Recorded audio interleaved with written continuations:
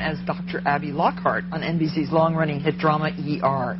Now she's leaving her scrubs behind to appear on the silver screen in a new comedy, Semi-Pro. Take a look.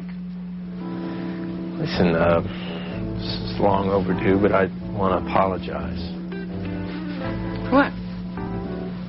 For, you know, back then we had some problems. Oh, did you want to apologize for cheating on me? Twice? Hey, I cheated on you once. There just happened to be two girls there. Still not funny. Still not funny.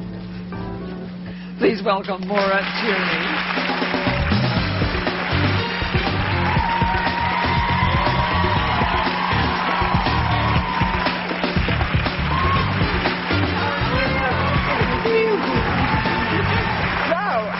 Working with Woody Harrelson, who is sort of a naughty boy. He's a naughty boy in the movie only. Not in real life? Not in real life, no. No, he's straightened out? He's straightened out. Was he ever unstraight? I think he was a naughty boy. I sat next to him on a plane once. What did he do? Oh, he was going to Costa Rica to surf. Ooh, yeah. He surfs all over the world. Yeah.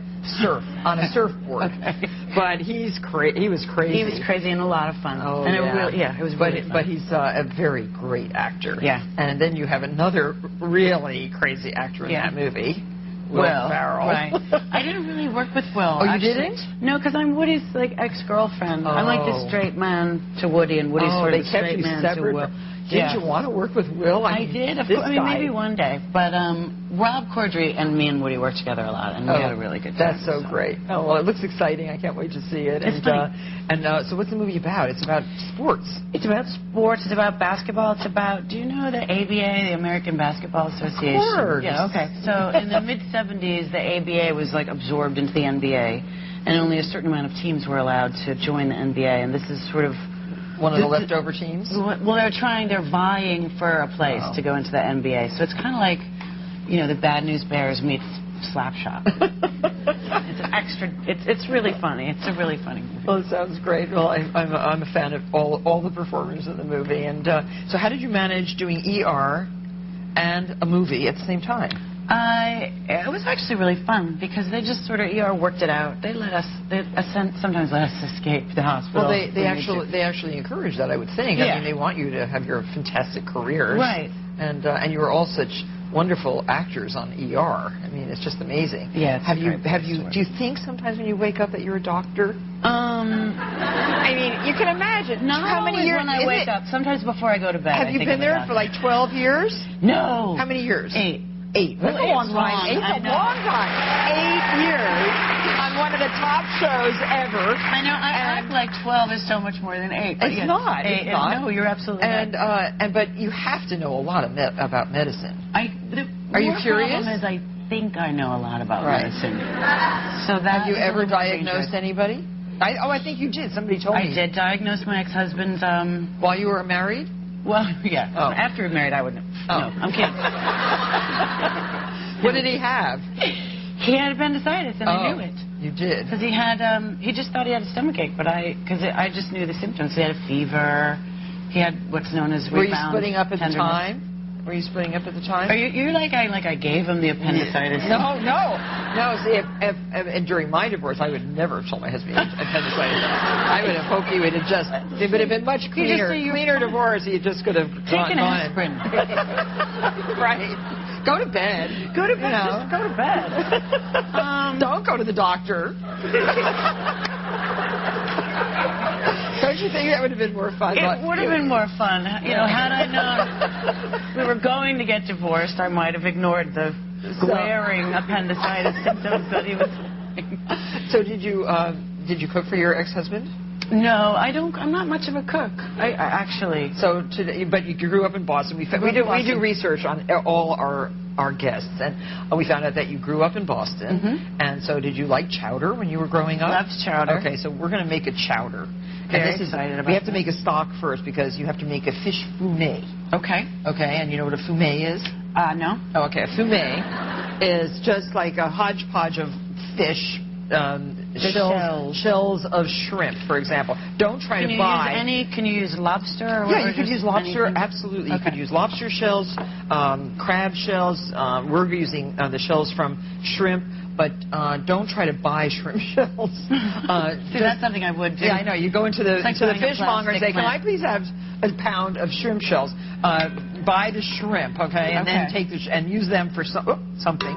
Now, this is a big bone of cod. Okay. And this is a beautiful bone. This will give a lot of flavor to a fish fumet, which is basically a stock. Sure. That's just cool. that's the backbone of the fish. And we're going to use 2 quarts of water. And this doesn't cook very long when you're making it out of fish. Oh, we're adding wine too. And this would be good for poaching any fish. It's also a great base for soup.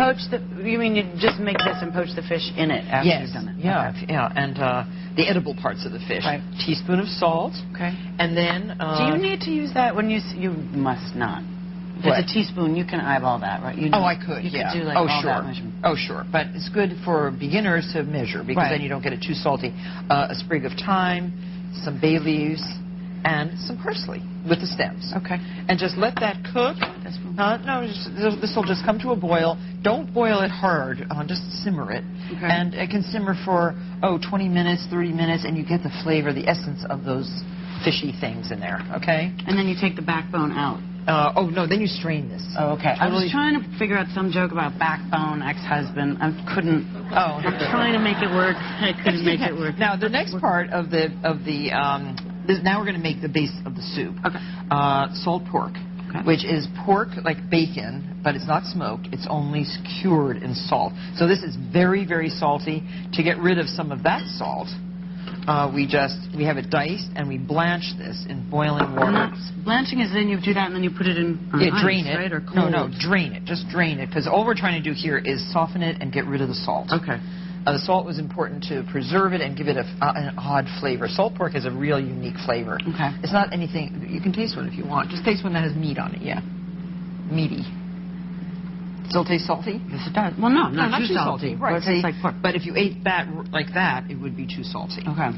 And so we need 1 onion, chopped. Do you want to do an onion or do you want to do celery? I'll do celery. Okay, do celery. I'm going to take my coat off. And I'll do the celery. Take your coat off. Can I put it anywhere? Oh. No. Put it over there. Just put it right over there. Reminds me of, oh my gosh, we once went to somebody's house and they took our coats and then I noticed them just drop them in the corner. Are you kidding? It was so horrible. Tell us whose house. Well, it was it was somebody famous and somebody who's dead now. And you can say it. No, I can't. Come on. Roy Cohen. Remember who Roy Cohen was? No, you don't even know, do you? I do. Oh, you do? Yes, Okay. I do. Okay. A bad guy. And he was a very bad host. So, anyway.